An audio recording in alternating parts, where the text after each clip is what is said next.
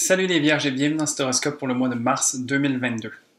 Mars, ça va être un mois vraiment intéressant où est-ce qu'on continue de surfer sur la vague qui a été lancée en février, où est-ce qu'il y a eu beaucoup de déblocages. Et donc, en mars, ici, on continue d'avancer sur ces énergies-là et puis on se voit être propulsé à travers la saison du poisson. L'énergie des poissons, c'est vraiment une énergie douce et sensible, remplie de spiritualité et de connexion à plus grand que soi aussi. Il y a beaucoup aussi cet attrait à tourner vers l'autre avec un peu d'altruisme et de compassion qui vient se faire ressentir. Pour vous, ça va se jouer principalement dans la maison 7, donc une maison relationnelle qui fait écho à tout genre de relations dans votre vie, que ce soit amoureux, amical ou professionnel. Salut, moi c'est Gabriel, je suis astrologue et ensemble je propose qu'on regarde un petit peu comment les transits vont se passer dans le ciel pour ton ascendant spécialement. Alors on débute ce mois, le 2 mars, avec une nouvelle lune en poisson. Une nouvelle lune, c'est un nouveau commencement, on a le terreau fertile pour pouvoir planter des graines et voir ces choses-là se fructifier à travers le temps. Donc, une nouvelle lune aussi, c'est un moment où est-ce qu'on est tourné vers l'intérieur parce que le ciel est complètement noir lors d'une nouvelle lune et donc ça nous amène à travailler sur soi. Dans l'énergie des poissons, on connecte avec sa sensibilité, avec ses émotions aussi, et on se permet en fait de toucher à cette corde sensible qui nous habite. C'est aussi un moment idéal pour se permettre de rêver et de voir en fait qu'est-ce qu'on aimerait voir se matérialiser si on avait les rêves les plus fous. T'sais. Vraiment, le poisson peut se permettre de rêver très large. Pour vous, ça va se jouer dans la maison 7 et donc au niveau relationnel, qu'est-ce qui peut représenter un nouveau départ? Est-ce que c'est une nouvelle relation? Est-ce que c'est un nouvel engagement que vous avez avec une relation en particulier? Donc, il y a ici beaucoup d'opportunités de renouer en fait ou de créer quelque chose d'intéressant au niveau des relations. Ensuite, du 1er au 4 mars, on a Mars et Vénus qui vont faire une conjonction avec Pluton en Capricorne. Mars et Vénus représentent une force d'action et de passion, en fait. On se rappelle ici que Mars est une planète d'action et Vénus une planète de valeur. Les deux ensemble, comme je disais, représentent beaucoup de passion parce qu'il y a beaucoup d'énergie, en fait, qui est déployée. Et puis, dans l'énergie du Capricorne, on s'assure que ces choses-là soient tangibles et concrètes. Conjonction avec Pluton va venir faire en sorte qu'on regarde en face des choses qui peuvent nous empêcher de capitaliser sur cette passion-là. Donc, il y a beaucoup d'énergie disponible et il y a peut-être certaines choses qui nous freinent ou qui nous empêchent, qui nous alourdissent. Et donc, à travers l'énergie de Pluton qui nous permet de connecter avec les choses, de les déterrer pour les regarder en face et se permettre de s'en alléger, on peut justement se donner l'opportunité de venir capitaliser sur cette énergie qui va être disponible. Pour vous, ça se passe en maison 5. Donc, ici, en maison 5, c'est un appel au plaisir. C'est sûr qu'avec le Capricorne en maison 5, on a peut-être tendance à prendre le plaisir au sérieux ou d'être assez carré dans notre manière d'avoir du plaisir. Mais ici, donc, on a Mars et Vénus qui viennent nous aider à dynamiser tout ça et à faire en sorte que, au-delà du plaisir ou non, que ce soit des choses concrètes.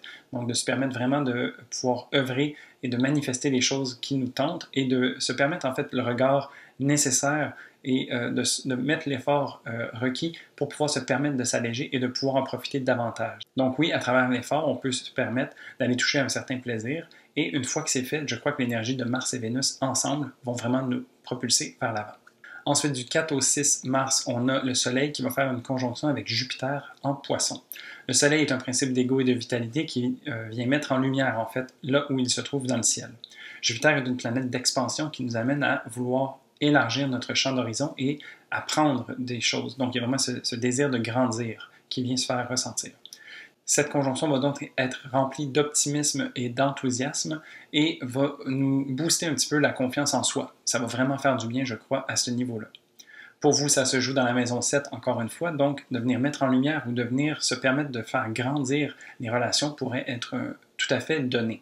Ça peut être aussi un bon moment pour se permettre de rêver et de se permettre de lancer des projets ou devenir créatif avec les gens avec qui on est en partenariat. T'sais. Donc, de se permettre de voir, en fait, qu'est-ce qui se passe au niveau de notre relation et de se permettre de se poser la question de voir comment est-ce qu'on pourrait faire grandir ça. Comment est-ce qu'on pourrait peut-être ajouter une couche de douceur ou de sensibilité.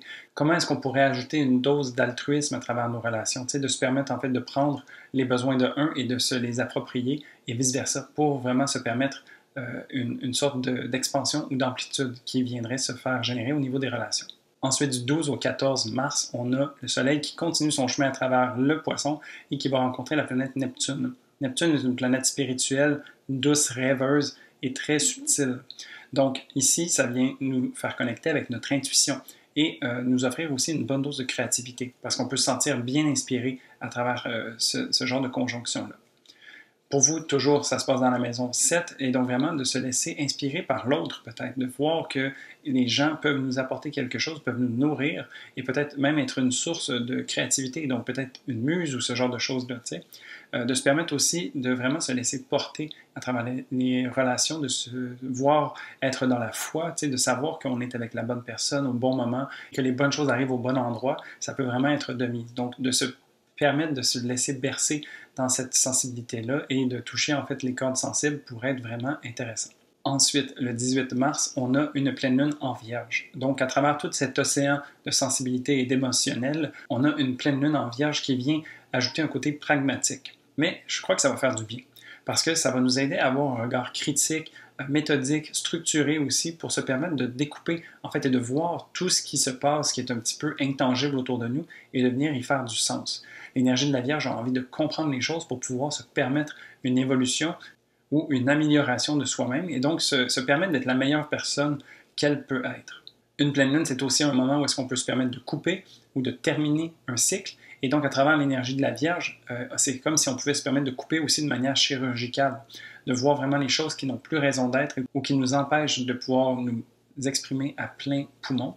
Et donc, de se permettre en fait ce nettoyage-là pourrait être vraiment bénéfique pour la suite des choses. Pour vous, cette lunaison se passe en maison 1, donc c'est tout ce qui a trait à votre personnalité, à votre manière d'être, à votre corps physique aussi, et de votre manière en fait d'exprimer l'intérieur vers l'extérieur. Donc, de se permettre en fait une remise à niveau, ça pourrait être vraiment intéressant ici, et de se permettre d'enlever peut-être des choses qui n'ont plus raison d'être. Peut-être aussi de trouver un certain équilibre entre soi et les autres. Avec votre maison 7 qui est très occupée en poisson, il y a des choses qui sont peut-être mises en lumière. Il y a beaucoup de belles choses, et donc peut-être que c'est de faire de la place par rapport à qui l'on est pour pouvoir incorporer de la nouveauté chez soi ou de se permettre en fait de juste réactualiser qui on a envie d'être pour se permettre en fait d'englober la totalité de qui est-ce qu'on peut être. Ensuite, du 18 au 24 mars, on a Vénus et Mars qui vont être rendus en Verseau, qui vont faire un carré avec Uranus en Taureau. Mars et Vénus continuent d'être une force puissante d'action et maintenant dans le signe du Verseau vont être appelés à connecter avec ce qui les rend différents.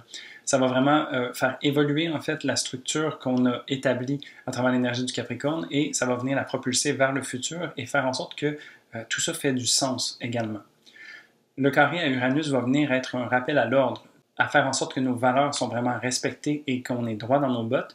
Et donc ici, la potentialité de Mars et Vénus, qui a beaucoup de passion et d'énergie, vont venir rencontrer dans le fond Uranus qui va s'assurer qu'ils soient sur le droit chemin et que tout continue d'aller comme ce qui avait été établi. C'est donc un jeu d'équilibre entre la passion et nos valeurs, donc s'assurer d'utiliser l'énergie disponible à bon escient. Il y a aussi, c'est sûr, ça pourrait être intéressant de venir s'offrir le plus de flexibilité possible à travers tout ça, parce qu'il y a beaucoup de droiture, d'énergie fixe à travers le Verseau et le Taureau. Donc, ça peut être un peu difficile de se permettre de la mobilité, mais je crois qu'à travers cet effort-là qu'on pourrait se donner, ça pourrait vraiment nous permettre de générer quelque chose d'encore plus beau et de vraiment pouvoir capitaliser sur toutes les énergies qui sont disponibles à ce moment-là. Pour vous, ça se joue entre la maison 6 et la maison 9. Donc, Vénus et Mars en maison 6 qui viennent travailler au niveau du mondain, du quotidien, les choses de la routine, du travail, vraiment les choses qui se passent au jour le jour pour vous.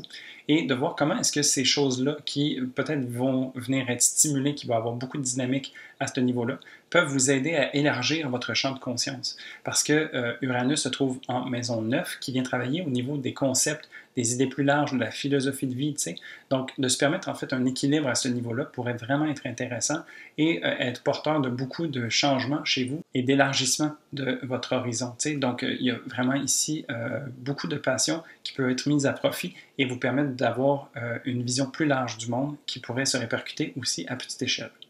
Ensuite, pour le 20 et 21 mars, on a Mercure en Poisson qui va venir faire sa conjonction avec Jupiter. Donc, Mercure, c'est une planète qui parle du mental, de la réflexion, de la communication et de l'échange. Dans le signe des Poissons, se voit être en exil. Donc, ce n'est pas nécessairement le Mercure le plus habile ou le plus outillé, mais c'est cependant un Mercure très ingénieux qui va, à travers l'énergie du Poisson, venir connecter avec son intelligence émotionnelle.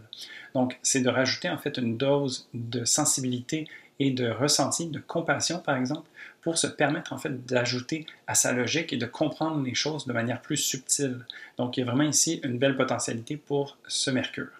Le fait qu'il rencontre Jupiter aussi en Poisson va venir l'aider à empuissancer ça. Le fait de comprendre, de connaître ou d'agrandir en fait sa vision des choses peut vraiment être bénéfique. Et bien que, mettons, on peut dire que Mercure va avoir un petit peu plus de difficultés peut-être à naviguer à travers les énergies du Poisson, Jupiter est là pour le guider d'une certaine manière, de venir faire office de mentor et de lui permettre de tirer des leçons à travers les expériences qui vont être données de vivre.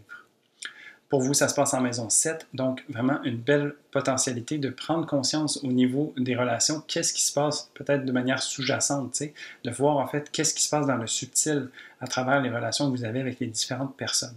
Est-ce que peut-être de prime abord on voit quelque chose, mais il y a peut-être des choses qui sont sous-jacentes et qui pourraient venir alimenter ou venir stimuler, venir faire grandir les relations. Donc des fois de se permettre de connecter un peu plus en profondeur avec quelqu'un, par exemple, ou d'apprendre à écouter un peu plus dans les relations et se permettre d'approfondir la dynamique ou la relation, ça pourrait être vraiment bénéfique avec ce transit-là. Et pour finir, du 27 au 29 mars, on a Vénus en Verseau qui fait sa conjonction avec Saturne en Verseau également. Donc ici, Vénus travaille au niveau des valeurs et des choix. C'est une planète qui nous parle du relationnel, de ce que l'on aime et de la manière qu'on a d'apprécier les choses. Depuis longtemps, elle se promène dans les signes maîtrisés par Saturne. Donc, depuis la mi-décembre, elle était en Capricorne, et là, elle est rendue en Verseau et rencontre son maître du moment. C'est une sorte d'engagement et de réactualisation, en fait, de qu'est-ce qui est important pour elle. Donc, de venir faire cette conjonction avec Saturne va l'aider à restructurer ses bases, à se solidifier et à venir, en fait, concrétiser tout ce qui est mis en marche depuis plusieurs semaines. Et d'une certaine manière, là, on va venir solidifier ça pour que ça puisse continuer de faire du sens. Dans l'énergie du Verseau, on est aussi tourné donc vers le futur, vers le progrès, vers la révolution. Et donc, on est en train de partir d'une fondation solide et de se propulser vers l'avant. Et donc, ici, c'est un genre de réactualisation donc, qui va nous permettre de vraiment se tenir solidement derrière ce qui est important pour nous. Pour vous, ça se passe dans la maison 6 et donc vraiment au niveau de votre quotidien, comment est-ce que vous pouvez incarner en fait ces valeurs et ce qui est important pour vous, quitte à ce que ça dérange ou quitte à ce que ça soit différent de ce qu'on s'attendrait d'une routine habituelle. T'sais. De toute façon, vous, avec le Verseau en maison 6, vous êtes habitué d'avoir peut-être certaines façons de faire qui est différente et puis de capitaliser là-dessus et de vous permettre de voir que cette différence peut en fait être une force et peut venir aussi inspirer les autres autour de vous. Donc, de solidifier et de concrétiser vraiment ce qui se passe pour vous depuis tout ce travail que Vénus fait, ça serait vraiment bénéfique et ça va être porteur pour les mois à venir. Et donc voilà, ça fait le tour du mois de mars pour vous, un mois qui continue d'avancer et qui vient aussi ajouter une dose de sensibilité et de douceur qui va nous faire du bien à tous et qui vient faire en sorte qu'une belle intégration est disponible. Si tu as aimé cette vidéo, n'hésite pas à y mettre un pouce et si en commentaire tu as envie de me laisser savoir un peu c'est quoi tes plans pour le mois de mars, je serais vraiment curieux de pouvoir échanger avec toi. Et puis sinon, moi je te souhaite un très beau mois de mars et je te dis à la prochaine pour un prochain horoscope. Salut!